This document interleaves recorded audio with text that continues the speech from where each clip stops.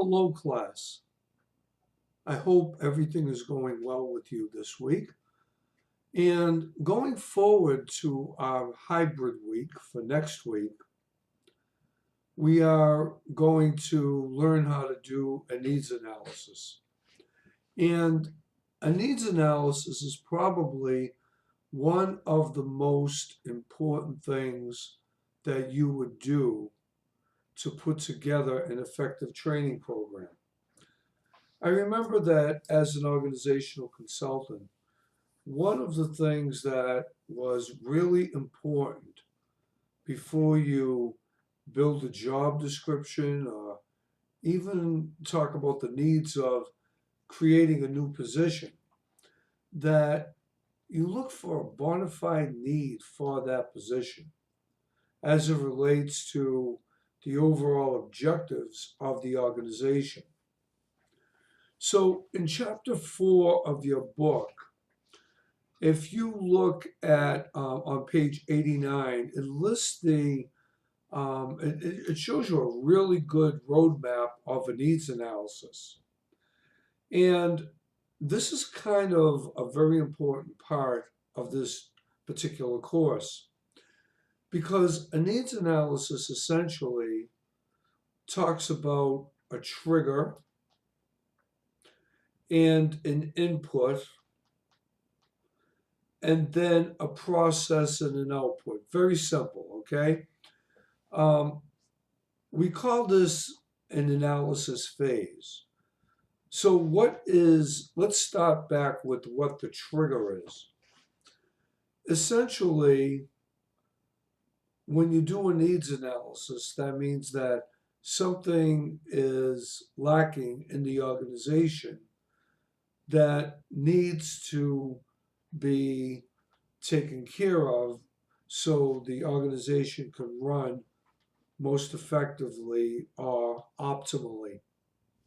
So the trigger talks about our actual performance, okay? Now, if our actual performance isn't up to par, all right, the trigger is going to tell us essentially what we need to do to get up to par.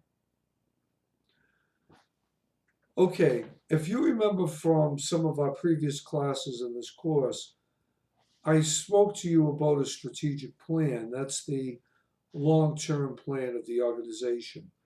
Depending on the size and the magnitude of the organization, we could be talking 5 to 10 years out.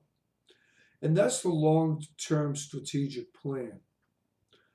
The short-term plans are those that support the strategic plan. And we talked about that as well. And the short-term plans basically are the doer bees. These are the ones that really carry out the long-term strategy. Now, if the long-term plan reflects where you should be on a time value line in one place, and you're not up to par in that place at any point in time, then the difference between what you're doing in the short-term plan and where you should be in the long-term plan opens up what we refer to as a gap. Simply put, it's the difference between where you are and where you need to be. The bigger the distance between those two, the bigger the gap. In doing a needs analysis, we refer to what we call an actual organizational performance. That's an AOP. That is going to be where the strategic plan is versus where we're actually doing stuff, okay?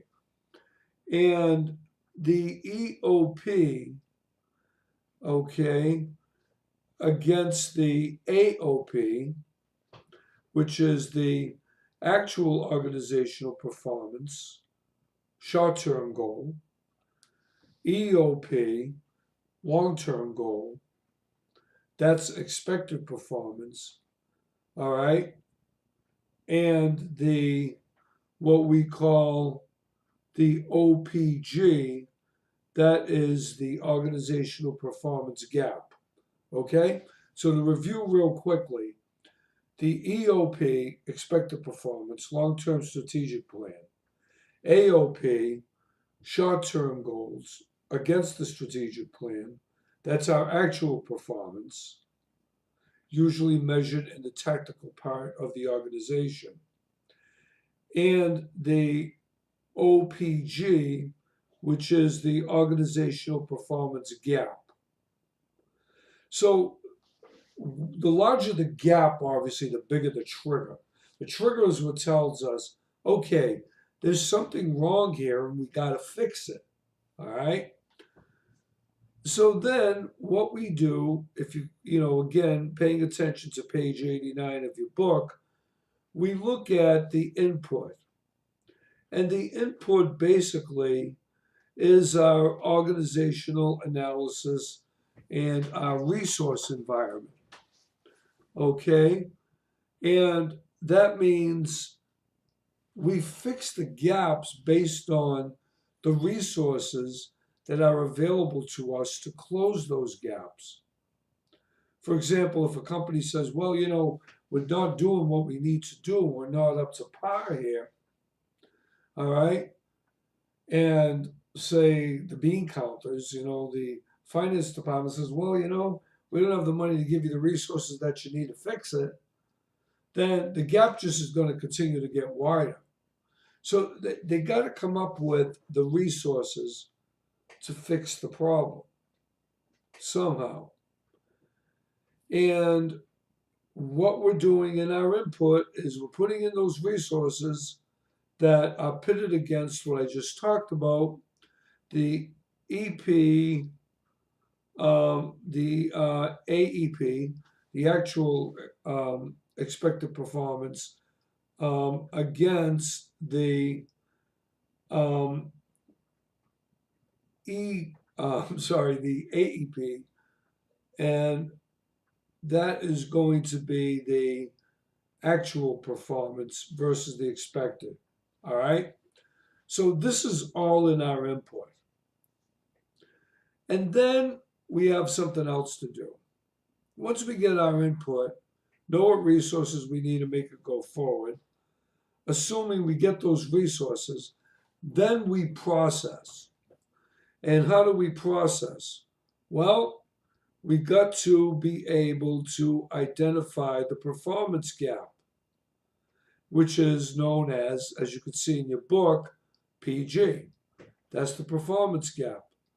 So the performance gap is going to equal EP, expected performance, minus AP, actual performance. And then once we do that, we identify the performance gap, we process that, and our output, based on our analysis, all right, very simply, EP against AP will tell us what we need for training. And there's an old saying, if it ain't broke, you don't fix it. So we have to figure out what doesn't need training. A lot of times I've seen training programs that were unnecessary. Every year we did training, but was doing the same stuff. That's a waste of resources. Identifying gaps in training based on those gaps so you don't lose competitive edge is what's essential. This is where the organization needs to spend its money. So the learning objectives in this chapter is really about identifying the need for an analysis. If you got a good sized trigger, you need to do an analysis and then figure out EP against AP, identify the gaps, process all of that, and then figure out what you need for a training program. So in this chapter, we're also going to be able to identify proactive and reactive needs. All right? Are we reacting to a situation because we need to fix it right away? Are we being proactive and know something down the pike is giving us a trigger. It's going to relate to a wider gap, and we got to fix it now, or it's going to cost us a lot more later as the gap gets wider.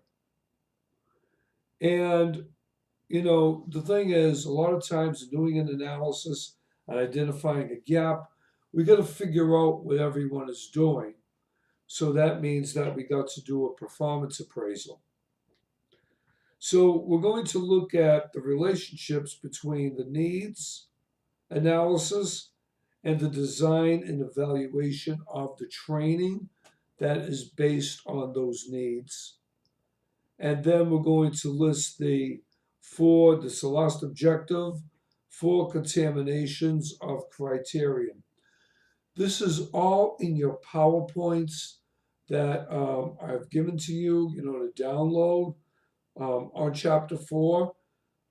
You've got your book to look at, and I'm going to put up some really good YouTube videos to help you through this week. But what I want you to do is certainly read this chapter. It's an important chapter. Also, I am going to very shortly post hypothetical number 2, which is going to be based on the case study, which is on the case analysis on page 86 of your book on Rick's new job. And it's involving Peterson paper products. And then I'll give you the questions on page 88, where, what I want you to answer regarding this case study. And then you will do it in the same format as you did hypothetical number 1. Okay? So have a good week, and you know how to get me if you need me. Text 617-842-2856. Have a good week and a good weekend. Professor DeGico.